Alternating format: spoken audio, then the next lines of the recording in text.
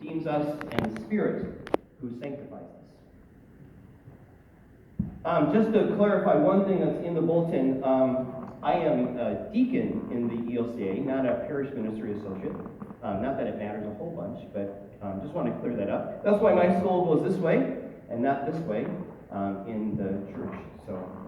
And because I don't do this very often, I only have one stole for every occasion. I think we're on this one right here. And for all people, right? So the story that we read from Luke, I think this is the proof text of why Lutherans always sit in the back. God forbid they would presume that the seat of honor, right, to sit up front. Just saying, that might be the reason. So if you have to, say why you sit where you sit, this might point to this one in the Bible. On a more serious note, however, is Jesus is offering us some wise advice. Having a little humility is not a bad thing, right? We teach our kids this. But humble and human both come from the Latin word humus, meaning ground or earth, or something you dip in pita chips and veggies. To be human is to be of the earth beings. To be humble is to remember what you're made of. From dust you came, from dust you will return. Humor helps us to be humble. Humor takes us out of ourselves and lets us see the pretense of being human. Humor reminds us that all of this is contingent and vulnerable. And in humility, there is room for hope and redemption. Reinhold Niebuhr said, humor is in fact a prelude to faith. Laughter is the beginning of prayer.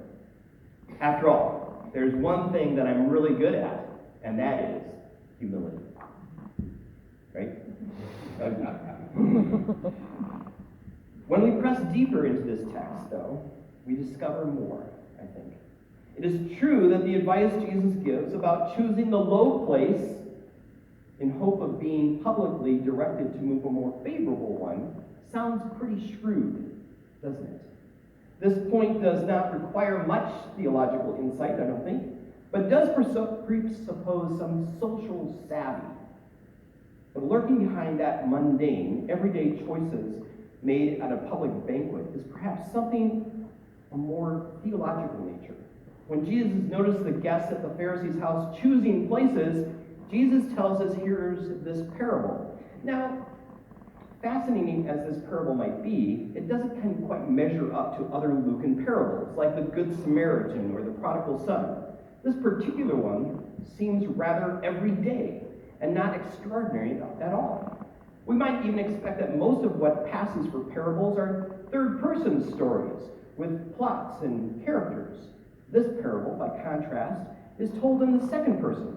Sorry, my English major creeps in now and then.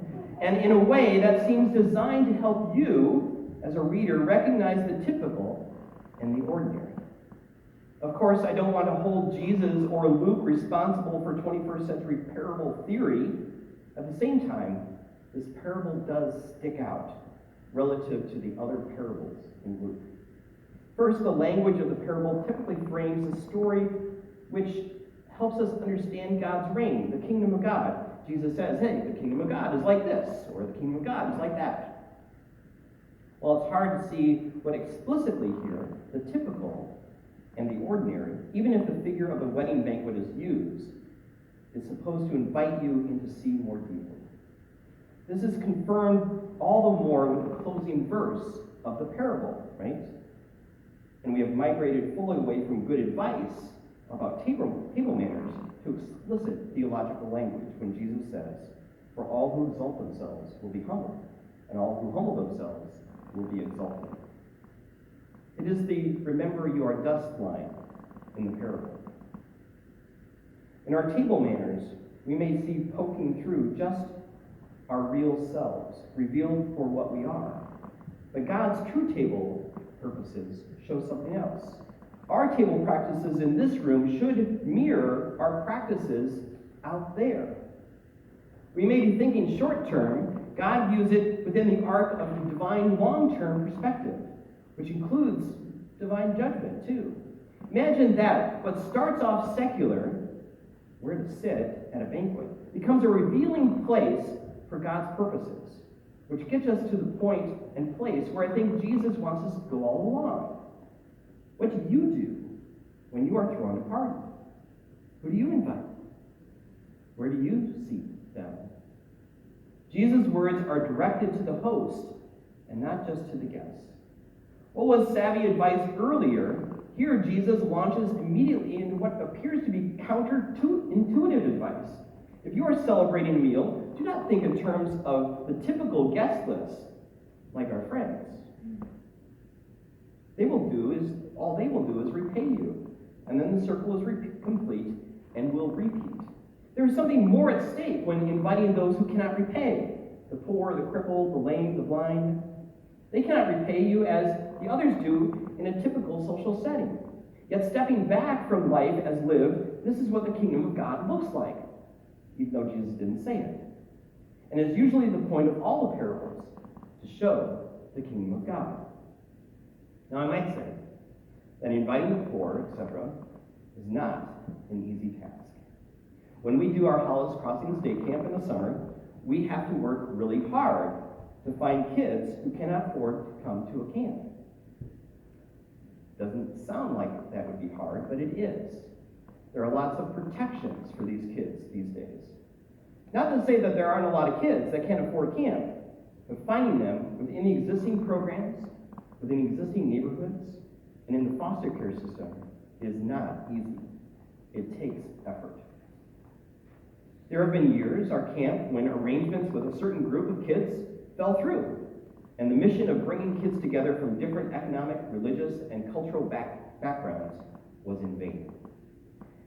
And then there are other weeks when everything came together perfectly. And I have to tell you, the effort is worth it. And once those that are invited that cannot repay show up, there's very little thought of seating charts of where they sit. It might be that the only way to get a place of hospitality is through humility, and to humility through humor, being human. Maybe that is the real lesson here. But it is not a lesson that we somehow master unless we find ourselves now managing God.